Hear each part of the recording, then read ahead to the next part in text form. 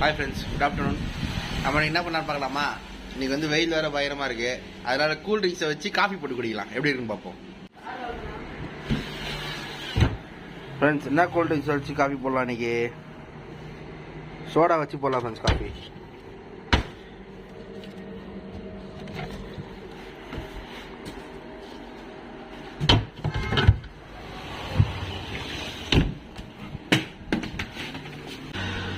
பண்ணிட்டேன்.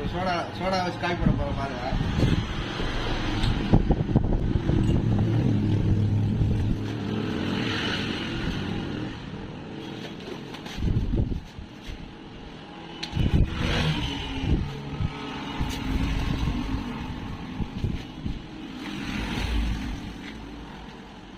ஃப்ரெண்ட்ஸ், இதான் friends soda coffee.